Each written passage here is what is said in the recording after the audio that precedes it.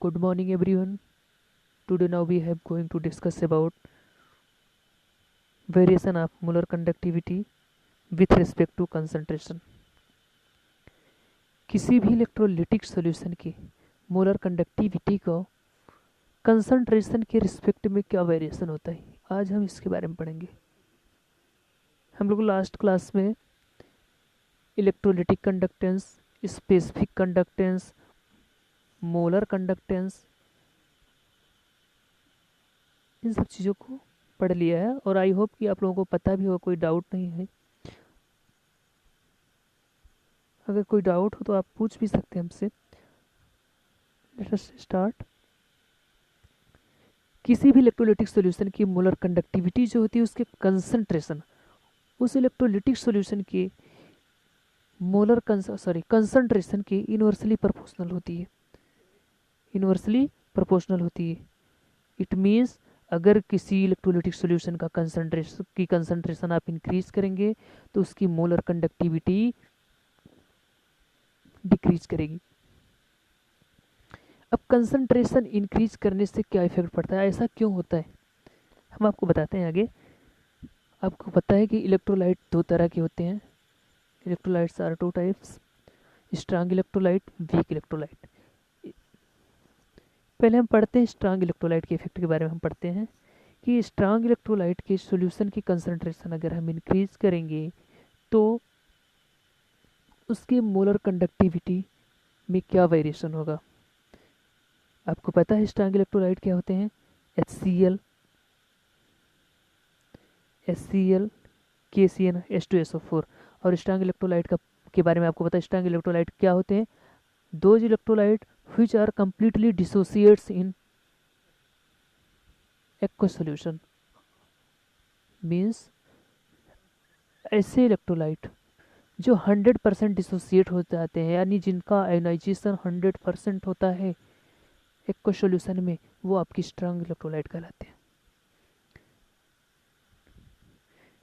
तो molar conductivity, अब देखिए इसका फर्स्ट पॉइंट है, किसी स्ट्रांग इलेक्ट्रोलाइट के बारे में हम पढ़ेंगे मोलर कंडक्टिविटी का वेरिएशन कंसंट्रेशन के रिस्पेक्ट में। तो आपको बताया गया है molar conductivity decreases when concentration of strong electrolyte is increases. किसी भी स्ट्रांग इलेक्ट्रोलाइट की सॉल्यूशन, स्ट्रांग इलेक्ट्रोलिटिक सॉल्यूशन की कंसंट्रेशन अगर हम इंक्रीज करते हैं तो उसकी मोलर कंडक्टिविटी डिक्रीज करती है, क्योंकि उसके नंबर ऑफ मतलब उसका dissociation of ions per unit volume जो होता है वो डिक्रीज हो जाता है। ठीक है, नंबर ऑफ डिसोसिएशन ऑफ मतलब number of dissociation of ions यानी आयनाइजेशन जो होता है वो डिक्रीज होता है, क्योंकि वो सॉल्यूशन कंसंट्रेट हो जाएगा जिससे उसके आयन फ्रीली मूव नहीं कर पाएंगे, यानी उसकी मोबिलिटी, उसके आयंस की मोबिलिटी कम हो जाएगी, डिक्रीज कर जाएगी, जिस वजह से क्या होगी, कंडक्टिविटी उसकी डिक्रीज कर जाएगी। आपको पता है कंडक्टिविटी किसके थ्रू होती है, मोबिलिटी ऑफ आयंस और मोबिलिटी ऑफ इलेक्ट्रॉन्स, है ना। जितनी ज़्यादा संख्या में इलेक्ट्रॉन्स और आयंस क्या करते हैं, फ्रीली मूव करेंगे, उसकी उस सब्सटेंस या उस सोल्यूशन की क्या होती है, कंडक्टिविटी उतनी ज़्यादा होगी। जब आपका सोल्यूशन कंसंट्रेट हो जाएगा और इलेक्ट्रोलाइट, कोई भी इलेक्ट्रोलाइटिक सोल्यूशन होगा वो कंसंट्रेट होगा, तो उसके जो आयंस डिसोसिएट होंगे उस सोल्यूशन में वो फ्रीली मूव नहीं कर पाएंगे, क्योंकि वो सोल्यूशन आपका क्या है, कंसंट्रेट है। यानी उस सॉल्यूशन की विस्कोसिटी क्या होती है, विस्कोसिटी अधिक है, कंसंट्रेशन ज़्यादा है, इस वजह से वो फ्रीली, यानी उस आयंस की मोबिलिटी कम हो जाएगी, जिससे उसकी कंडक्टिविटी क्या होती है, डिक्रीज हो जाती है। सेम इसी तरह से अगर मान लिया उसकी डाइल्यूशन को इंक्रीज कर दिया जाए, यानी उसके कंसंट्रेशन को डिक्रीज कर देते हैं, कंसंट्रेशन डिक्रीज करेंगे तो क्या होगा, वही डिसोसिएशन, आपको पता है कि स्ट्रांग इलेक्ट्रोलाइट क्या होता है, उसका डिसोसिएशन 100% होता है, कम्प्लीटली वो डिसोसिएट हो जाते हैं अपने सोल्यूशन में, एक सोल्यूशन में। और जब वो कम्प्लीटली डिसोसिएट होंगे और वो सोल्यूशन आपका क्या है, डाइल्यूट है, तो क्या होंगे, उसके आयंस जो होंगे वो फ्रीली, उसकी आयंस की मोबिलिटी जो होगी वो बहुत ज़्यादा होगी कंसंट्रेट सोल्यूशन के कंपेरिजन में, तो इससे उसकी क्या होगी, कंडक्टिविटी काफ़ी ज़्यादा होगी, मोलर कंडक्टिविटी। अब आप देखेंगे फॉर एग्जांपल उसके लिए वीक इलेक्ट्रोलाइट के केस में क्या होता है, वीक इलेक्ट्रोलाइट का आपको पता है कि जो 100% यानी जिसका आयोनाइजेशन, डिग्री ऑफ आयोनाइजेशन या डिग्री ऑफ डिसोसिएशन जो होता है किसी भी एक्वस सॉल्यूशन में 100% नहीं होता है, लेस होता है, वो आपके क्या होते हैं, वीक इलेक्ट्रोलाइट्स होते हैं। यानी जो अपने ऐसे इलेक्ट्रोलाइट्स जो अपने एक्वस सॉल्यूशन में कम्प्लीटली डिसोसिएट नहीं होते हैं, अपने आयंस पे कम्प्लीटली डिसोसिएट नहीं होते हैं, वो वीक इलेक्ट्रोलाइट्स कहलाते हैं। और वीक इलेक्ट्रोलाइट्स के लिए क्या होगा, अगर वीक इलेक्ट्रोलाइट्स की कंसंट्रेशन को हम इंक्रीज करेंगे तो उसकी मोबिलिटी कम होगी। एक तो वैसे ही आपको पता है कि नंबर ऑफ आयंस इसके कम होते हैं, वीक इलेक्ट्रोलाइट के वीक इलेक्ट्रोलिटिक सॉल्यूशन के पास number of ions, free ions कम होते हैं क्योंकि कंप्लीटली डिसोसिएट नहीं होते हैं। कम होने के साथ साथ अगर इसकी कंसंट्रेशन हम इंक्रीज कर दिए तो एक तो पहले से आयन ही कम है, फ्री आयंस कम है। सेकंड पॉइंट ये हो गया कि इसकी मोबिलिटी जो होगी वो रजिस्ट हो जाएगी कंसंट्रेशन के थ्रू, इसलिए इसकी कंडक्टिविटी जो होगी वो डिक्रीज कर जाएगी। और यही सेकंड पॉइंट आपका ये है कि अगर मान लिया ये डाइल्यूट हो या इसकी कंसंट्रेशन को डिक्रीज कर दिया जाए, किसी भी वीक इलेक्ट्रोलाइट के लिए किसी भी वीक इलेक्ट्रोलाइटिक सॉल्यूशन की कंसंट्रेशन को डिक्रीज कर दें तो आपको पता है कि आयंस तो इसके पास कम होते हैं, लेकिन जो आयंस हैं वो कम से कम उसकी मोबिलिटी जो होगी, यानी वो फ्रीली काफ़ी इजीली से वो मूव कर सकेंगे। जितने आयंस हैं वो जिन number of ions, presence of ions जो हैं वो कम से कम फ्रीली मूव तो आसानी इजीली मूव करेंगे, तो कम से कम वो इलेक्ट्रिक कैरियर आसानी से कैरी कर सकेंगे, जिससे उसकी मतलब क्या होगी, मोलर कंडक्टिविटी इंक्रीज करेगी। तो ओवरऑल रिजल्ट हमारा निकल के ये आया कि मोलर कंडक्टेंस जो आपका है वो कंसंट्रेशन के रिस्पेक्ट में कंसंट्रेशन के रिस्पेक्ट में क्या वेरिएशन देता है। वेरिएशन आपका यही देता है कि अगर आप कंसंट्रेशन इंक्रीज करते हैं किसी भी इलेक्ट्रोलिटिक सॉल्यूशन की तो उसकी मोलर कंडक्टिविटी डिक्रीज करेगी। सेकेंड पॉइंट, अगर आप किसी भी इलेक्ट्रोलिटिक सॉल्यूशन की कंसंट्रेशन को डिक्रीज करते हैं यानी उसको डाइल्यूट करते हैं तो उसकी मोलर कंडक्टिविटी क्या करेगी, इंक्रीज करेगी।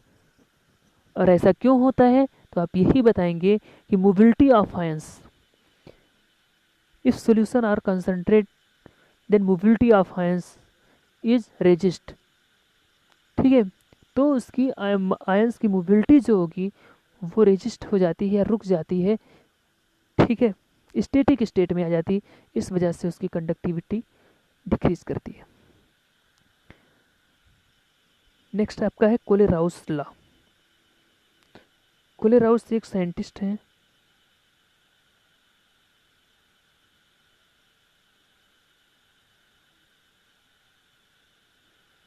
कोलेराउस आपके एक साइंटिस्ट हैं। कोलेराउस एक साइंटिस्ट हैं।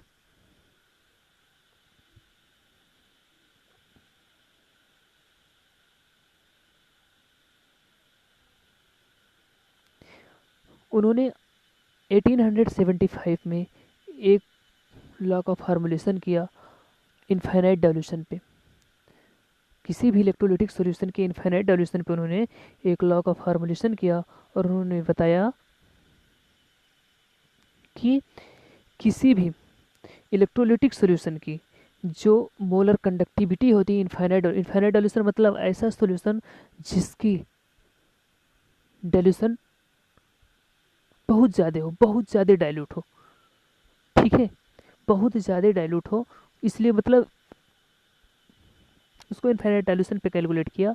तो इन्होंने बताया कि ऐसा किसी भी इलेक्ट्रोलिटिक सॉल्यूशन, ऐसा कोई इलेक्ट्रोलिटिक सॉल्यूशन हो जो इनफाइनाइट डाइल्यूशन पे कैलकुलेट किया जाए। ठीक है, इनफाइनाइट पे इन्होंने इसलिए कैलकुलेट किया कि अगर इनफाइनाइट पे हमें ये रिलेशन मिल जाता है या ऐसा कुछ हमें मिल जाता है तो हम उससे कम वाले के जो मतलब नॉन डाइल्यूशन है उस पर वही रिजल्ट आपका आएगा। इसीलिए इन्होंने बताया कि किसी इलेक्ट्रोलाइट की मोलर कंडक्टिविटी जो होती है उसके कैटायंस और एनायंस के इंडिविजुअल जो आयंस होते हैं उसके कैटायंस और एनायंस के कंडक्टेंस के सम के इक्वल होती है। ठीक है, the molar conductivity at the infinite dilution of an electrolyte is equals to the sum of molar conductance of its cation and anions.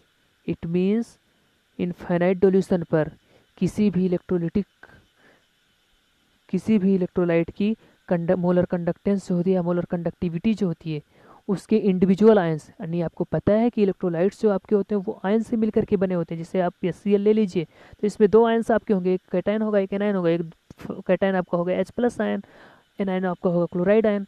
तो यही जो आयंस हैं अगर मान लिया इनफाइनाइट डोल्यूशन पर HCl की मोलर कंडक्टिविटी जो है इसके कैटायंस और एनायंस के कंडक्टेंस के समअप के बराबर होगा।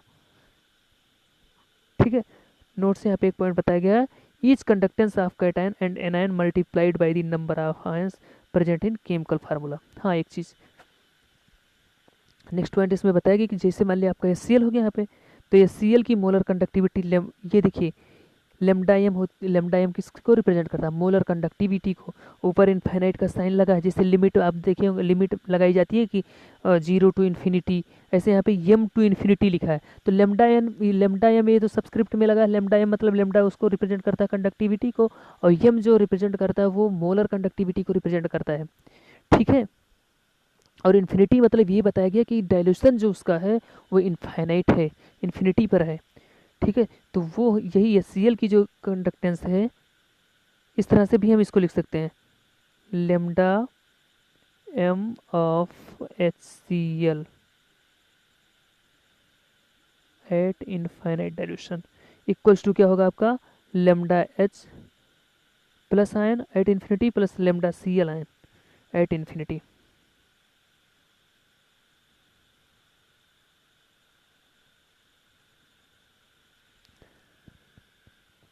सेकंड आप देखिए BaCl2 के लिए, बेरियम क्लोराइड के लिए, यहाँ पे जो आपको नोट्स बताया गया कि किसी भी each conductance of cation and anion, cation और एनायन की जो कंडक्टेंस होती है उसके नंबर ऑफ आयंस के द्वारा मल्टीप्लाइड कर दी जाती है, यानी उसको उसके कोफिशिएंट में लिख दिया जाता है, उसका कोफिशिएंट से उसमें मल्टीप्लाइड कर दिया जाता है। यानी जैसे BaCl2 के बारे में बताएं हम, तो यहाँ पे लेमडा Ba बेरियम आयन हो गया, प्लस क्लोरीन के इसमें कितने आयंस हैं, यहाँ पे देखिए क्लोरीन के 2 आयंस हैं, तो इसका कोफिशिएंट, इसके कोफिशिएंट में 2 लग जाएगा, 2 into lambda of Cl ions. ठीक है, अब आप देखेंगे application of Kohlrausch law, कोलेराउस law का एप्लीकेशन आप पढ़ेंगे, उसके बाद इससे रिलेटेड कुछ न्यूमेरिकल्स हैं वही हम आपको कराते हैं, बहुत इजी है। बस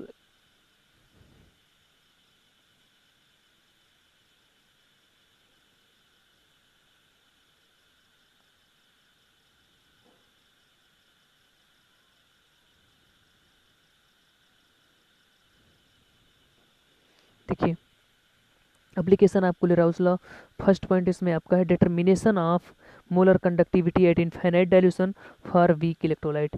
किसी भी वीक इलेक्ट्रोलाइट के लिए मोलर कंडक्टिविटी जो होती है इनफाइनाइट डायल्यूशन पर डिफाइन कैसे करते हैं ये बताया गया है। तो यहाँ पे हम करते हैं, let us consider the case of acetic acid is a weak electrolyte. आपको पता है एसिटिक एसिड आपका वीक इलेक्ट्रोलाइट है, उसके बारे में आप पढ़ेंगे। देखिए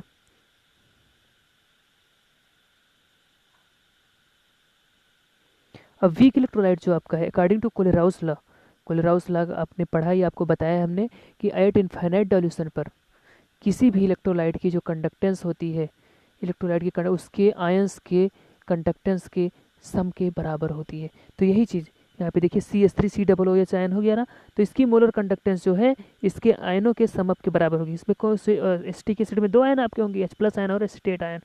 तो यहाँ पे H+ आयन की कंसंट्रेशन वो कंडक्टेंस एट इनफाइनाइट डायल्यूशन और एसिटेट आयन की कंडक्टेंस एट इनफाइनाइट डायल्यूशन दोनों के सम के इक्वल होगा। इसको आप इक्वेशन फर्स्ट मान लीजिए।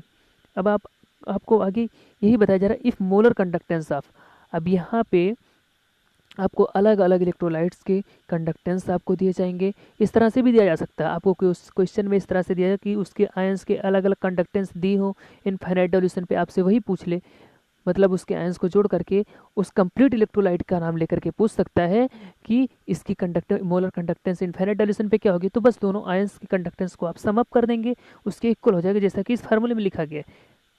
इन अदर हैंड इस तरह से भी हो सकता है, किसी भी इलेक्ट्रोलाइट के molar conductance at infinite dilution पे आपसे पूछता है तो आपको अलग अलग 2 तरह के 2 या 3 तरह के आपको इलेक्ट्रोलाइट दे देता है, और उसके आयनों को हम इक्वेशन बना करके उसको ऐड और सब्ट्रैक्ट करके हम वहाँ से उसकी कंडक्टेंस को निकाल सकते हैं, फाइंड आउट कर सकते हैं। आगे हम देखते हैं, देखिए if molar conductance at infinite dilution for H plus ion, H plus ion मतलब मोलर कंडक्टेंस जो इन्फाइनाइट डाइल्यूशन पे ये रिप्रेजेंट किया गया ब्रैकेट में, देखिए लेमडा H प्लस आयन इस तरह से हमने देखा, एंड एसीटेट आयन ये देखिए इतना है। देन देखिए is known as the molar conductance of molar conductivity of CH3COOH can be calculated. हमारे कहने का मतलब ये है कि अगर मान लिया एसिटिक एसिड के बारे में आपसे पूछा इसकी molar conductance at infinite dilution पे, तो इसके आयंस की कंडक्टेंस ही आपको क्वेश्चन में दे दे तो आप डायरेक्टली उसको सम अप कर लेंगे कोलराउस लॉ के अकॉर्डिंग। इन अदर हैंड अगर आपको सेकंड मेथड ये है कि मोलर कंडक्टेंस ऑफ Cl, जैसे अब वो एसिटिक एसिड की मोलर कंडक्टेंस आपसे पूछ रहा है इन्फाइनाइट डाइल्यूशन पे, लेकिन अब एसिटिक एसिड नहीं, अलग अलग दूसरे इलेक्ट्रोलाइट्स की मोलर कंडक्टेंस को इन्फाइनाइट डाइल्यूशन पे आपको देता है वैल्यू, और उससे आप कैसे फाइंड आउट करेंगे ये चीज़ हम आपको बता रहे हैं। देखिए यहाँ पे molar conductance of HCl, sodium acetate, sodium chloride यहाँ पे दिया गया है, ठीक है। और ये molar conductance lambda m at मतलब इन्फिनिटी इससे रिप्रेजेंट करते हैं। तो और आपको कैलकुलेट क्या करना है, एसिटिक एसिड की मोलर कंडक्टेंस को कैलकुलेट करना है। तो हमको पता है, we know that molar conductance of acetic acid equal to क्या होता है, उसके आयंस जो होते हैं उसकी सम अप के इक्वल होता है lambda H plus lambda acetate ion. Equation first मान लिया। अब जो नोन वैल्यूज है, आप नोन वैल्यूज जैसे आपको यहाँ पे क्या दिया गया, molar conductance of HCl CH3COONA और NaCl के बारे में दिया गया, तो ये Cl की मोलर कंडक्टेंस क्या हो जाएगी, H प्लस आयन और Cl आयन, इसको इक्वेशन सेकंड मान लिए। सोडियम एसीटेट के बारे में, सोडियम एसीटेट का acetate ion plus sodium ion. Third equation आपका क्या हो गया, NaCl का sodium ion plus chloride ion. अब देखिए आपको निकालना क्या है, सोडियम एसिटिक एसिड निकालना है। एसिटिक एसिड के लिए रिक्वायर्ड क्या है, आपको पता है कि एसिटिक एसिड के कंसंट्रेशन कम मोलर कंडक्टेंस निकालने के लिए आपको कौन कौन से आयन की रिक्वायरमेंट है। हमको अगर H प्लस आयन और एसीटेट आयन मिल जाए तो हमारी रिक्वायरमेंट फुलफिल हो जाएगी, यानी हमारे एसिटिक एसिड की मोलर कंडक्टेंस वो फाइंड आउट हो जाएगी। अब देखिए H प्लस आयन किस इक्वेशन में है, जो नोन वैल्यूज आपको दी गई इक्वेशन सेकंड में है, और एसीटेट आयन किस इक्वेशन में है, थर्ड वाले में। अब हम ऐसा करते हैं, ये जो तीन इक्वेशन आपके हैं सेकंड, थर्ड और फोर्थ, इन तीनों में हम ऐसा अरेंजमेंट करते हैं कि हमारे राइट हैंड साइड में, क्योंकि राइट हैंड साइड में ही तो लाना है, H प्लस आयन और एसीटेट आयन ही बचे, यानी ऐसे आयन्स बचे।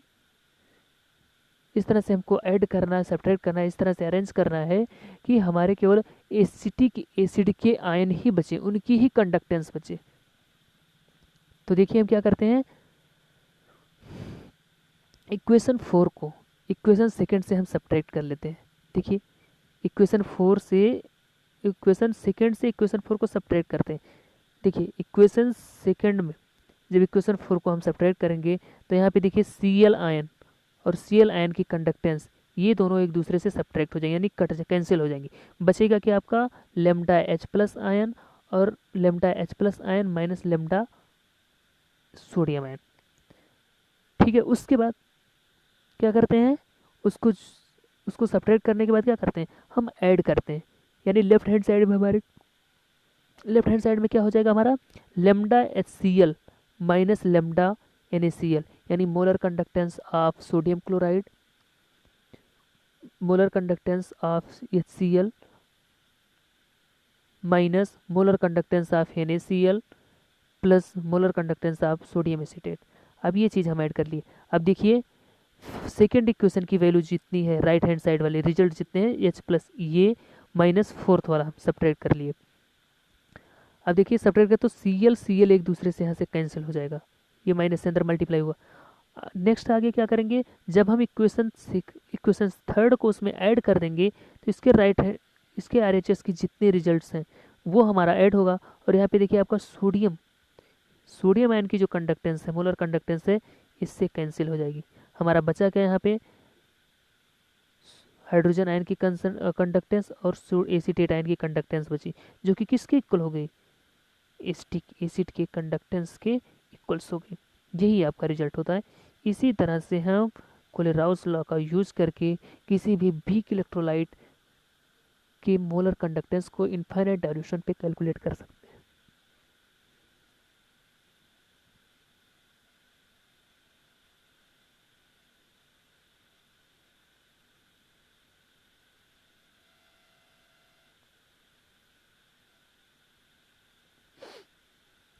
नेक्स्ट देखिए, फॉर एग्जांपल यहाँ पे एक न्यूमेरिकल्स आपको एग्जांपल के लिए हमने बताया यहाँ पे। देखिए, the value of molar conductance lambda m infinity m को हम molar conductance at infinite dilution, हम इतना इतना लंबा हम बोल सकते हैं, molar conductance at infinite dilution. अगर कहीं पर भी आपका लेमडा एम एट इन्फिनिटी लिखा है, इस तरह का सिंबल बना हुआ है, तो आप इसको यही बोलेंगे molar conductance at infinite dilution. ठीक है, देखिए तो यहाँ पे क्या molar conductance at infinite dilution of HCl, NaCl, sodium acetate are कितना है 426.1, 126.5 and 91.0 ohm inverse centimetre square mole inverse respectively, respective orders में दिए गए हैं। Calculate the value of molar conductance at infinite dilution for acetic acid. यहाँ पे देखिए आपको गिवन वैल्यूज कौन कौन सी हैं। Molar conductance at infinite dilution of HCl 426 इतना है, सोडियम क्लोराइड का इतना है और सोडियम एसीटेट का इतना है। आपको निकालना किसका है, एसिटिक एसिड का। अब आपको पता है according to Kohlrausch law, according to Kohlrausch law का क्या होता है, किसी भी इलेक्ट्रोलाइट की मोलर कंडक्टेंस जो होती है उसके इंडिविजुअल आयंस के कंडक्टेंस के सम के बराबर होती है। तो HCl के लिए उसके आयंस इंडिविजुअल कोलेराउस लॉ के अकॉर्डिंग हमने लिख लिया, NaCl के लिए हमने लिख लिया, सोडियम एसीटेट के लिए हमने लिख लिया, तीनों हमने लिख लिया। और रिक्वायर्ड हमारा क्या है, हमारा रिक्वायर्ड है sodium acetic acid. Acetic acid के आयंस क्या कौन कौन से होते हैं, आपके एसीटेट आयन हो गए और हाइड्रोजन आयन हो गए, उसकी कंडक्टेंस हो गई। अब देखिए जो हमारा रिक्वायर्ड है उसके राइट हैंड साइड में हमें कौन कौन से आयन चाहिए, एसीटेट आयन और हाइड्रोजन आयन चाहिए, आपको पता है। अब हमें ऐसा करने के लिए हाइड्रोजन आयन और एसीटेट आयन हमें चाहिए, जो कि दोनों का सम चाहिए। आपको इक्वेशन फर्स्ट सेकंड और थर्ड से ऐसा हम कुछ करते हैं, ऐसा अरेंजमेंट करते हैं। देखिए अब इक्वेशन सेकंड से थर्ड को हम सब्ट्रैक्ट कर लेंगे। इक्वेशन सेकंड से थर्ड को सब्ट्रैक्ट करेंगे, क्या होगा, देखिए यहाँ से सोडियम आयन कैंसिल हो जाएगा जब सब्ट्रैक्ट करेंगे, बचेगा क्या, acetate ion plus chloride ion. अब उसमें हम क्या करते हैं, हमें रिक्वायर्ड किस एसीटेट आयन में हमें किसका किसका एडिशन होना चाहिए, हाइड्रोजन आयन का होना चाहिए। तो क्या करते हैं, हम सेकंड से थर्ड को सब्ट्रैक्ट करते हैं और फिर इक्वेशन फर्स्ट को उसमें ऐड कर देते हैं। तो यहाँ पे लेफ्ट हैंड साइड को हम इसमें ऐड किए और राइट हैंड साइड में ये हमारा कैंसिल होते हुए चला गया। और देखिए सोडियम एसीटेट का, NaCl का और Cl का जो मोलर कंडक्टेंस है इनफाइनाइट डाइल्यूशन पे, ये यहाँ पे इसको हम ऐड कर लिए लेफ्ट हैंड साइड में, और ये इसके इक्वल हो गया एसिटिक एसिड के मोलर कंडक्टेंस के इक्वल्स हो गया, जो कि एसिटिक एसिड की मोलर कंडक्टेंस कितनी आई 390.6 ohm inverse centimetre square mole inverse.